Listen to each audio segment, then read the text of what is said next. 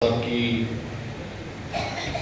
तरफ से आदरणीय सुप्रिया की तरफ से इस आज के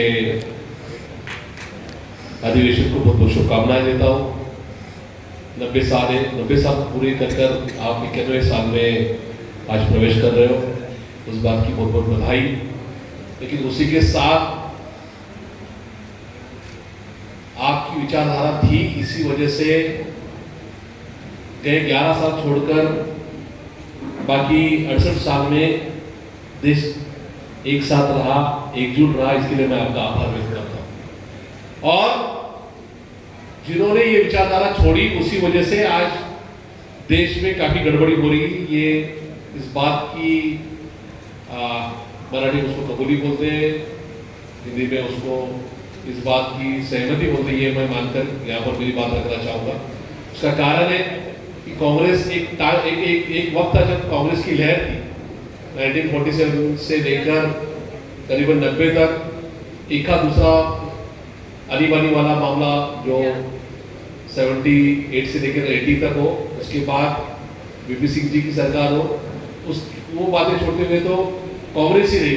लेकिन कांग्रेस के उस दौर में भी समाजवादियों ने जो अपनी आवाज रखी थी, कांग्रेस में जवाहरलाल नेहरू साहब हो, उसके बाद इंदिरा जी गांधी हो, लाल बहादुर शास्त्री हो, इन सारे नेताओं को फैसले देने में सोचना पड़ता था कि इस देश में समाजवाद आज भी जिंदा है। हम कुछ गलत फैसला लेंगे, राष्ट्र के जो नए नए फैसले होते हैं उसमें अगर गरीबों के ऊपर अन्याय होता है, अगर फैक्ट्री वालों की तरफ से अनेक फैसले हो जाते हैं, तो इस देश में लोग फिर से रास्ते के ऊपर आ जाएंगे और हमें इस देश चलाने में तकलीफ आएगी। ये सोचकर फैसले होते थे। आज दुर्भाग्यपूर्ण केस 11 सालों में समाजवाद को खत्म करने में जो शक्तियां गई 30-40 सालों में धर्म की राजनीति कर रही थी, उस वजह से आज देश एक अलग ट्रैक पर निकल चुका है। ये बात माननी पड़ेगी और मैं एनसीपी का कार्यकर्ता इस नाते ये बात मानता हूँ कि हाँ, समाजवाद की जरूरत कल भी थी, आज भी है और कल भी रहेगी।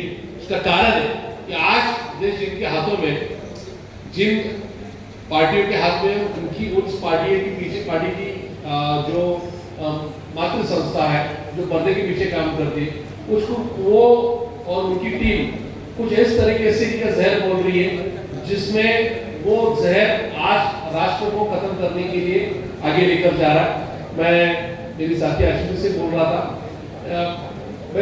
मैं हिंदू हूँ, हिंदू के सारे त्योहार, हिंदू की सारी जो सिस्टम वो चलनी चाहिए, मैं मानता हूँ। लेकिन एक ऐसा हिंदुज़म जो हिंदुज़म इस देश के सारे जातियों धर्मों में बंटवारा लेकर आए, वो हिंदुज़म मैं नहीं चाहता हूँ।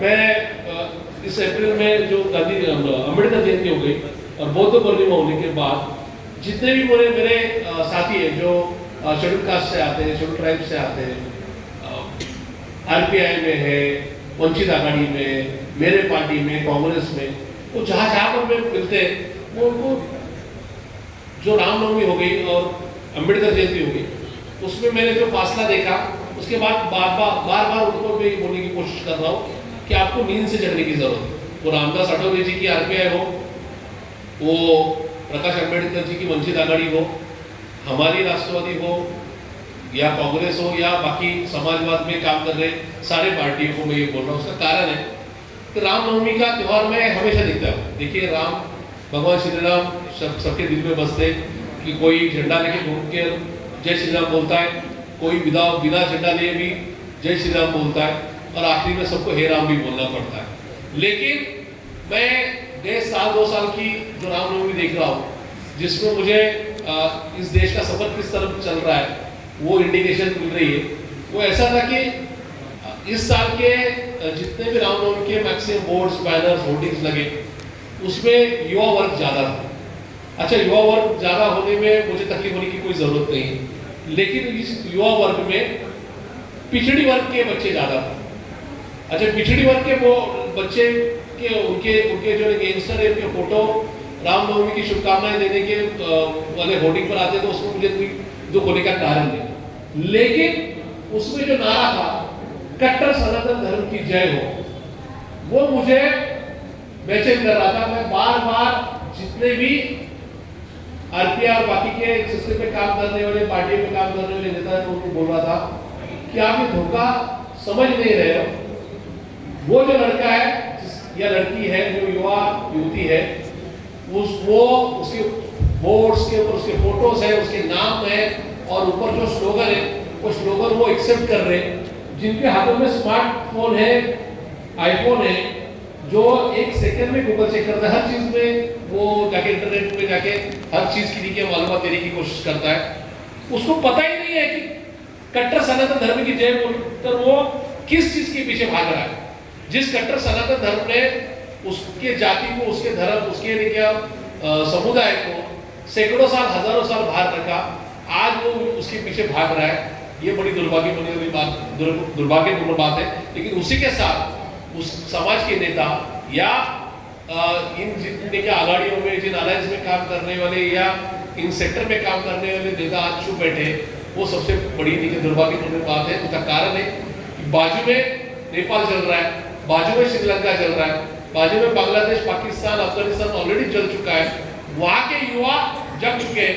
वो नींद खुलकर लेके आगे आकर बोल रहे कि हाँ, हमारे देश के नेताओं ने हमें गए 10-20 साल, 50 साल या 60-70 साल धर्म की राजनीति में हमें रखा, धर्म के नाम पे हमें यहाँ पर बंटवाने की कोशिश की, हमें यहाँ पर गुमराह करने की कोशिश की। और हिंदुस्तान, जहाँ पे जिसको भारत बोला जाता है, जिसको इंडिया बोला जाता है, जहाँ पर सबसे ज्यादा युवा की आबादी है, हाँ, इस देश में 67% युवा आबादी है, जो यूनिवर्सल 223 देशों में कहीं पर भी नहीं। यहाँ पर जितना साक्षर होना जरूरी है, एजुकेटेड होना जरूरी है, उसका परसेंटेज ज्यादा होने के बावजूद यहाँ का युवा आज धर्म की राजनीति के पीछे भाग रहा है। और इसीलिए मुझे लगता है कि समाजवाद की काफी इस देश को जरूरत है। ये समाजवाद हम तो कांग्रेसी विचारों के साथ आगे बढ़ रहे हैं, नेहरू जी की, गांधी जी के विचारों के साथ बढ़ रहे हैं, लेकिन उसी के साथ शायद हम युवाओं को कन्विंस करने में कहीं कम है। तो राज्य के विभिन्न जिलों से आप सारे लोग आए, देश के विभिन्न स्टेट से आप आए हो, आप विचार यहाँ पर रखने की कोशिश कर रहे हो, आगे भी ये रखेंगे, इस बारे में मेरे मन में कोई दो राय नहीं है। लेकिन मुझे ऐसा लगता है कि हम जहाँ पर विचार रखने में, युवाओं को वहाँ पे जागृत करने में कम दिन करेंगे या कहीं पर हमारी कमी रहती रहेगी, तो आप हमें सजेशन देने की जरूरत है। हम ये बात को मानते हैं कि कहीं ना कहीं पीछे वो बात छुटी है।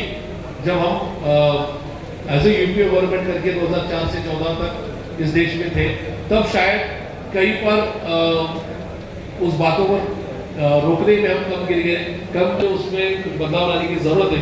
ये बदलाव लेकर आने के लिए आप हमें सजेशन दीजिए, सूचनाएं दीजिए। हम इस बदलाव के साथ, आपके साथ देश भर में काम करने के लिए तैयार है। यही वादा करते हुए ये रुकता हूं। Thank you very much. जय हिंद। सबसे गंभीर चुनौती के बारे में जगताप जी ने हमारे सामने अपना वक्तव्य रखा है। बहुत शुक्रिया उनका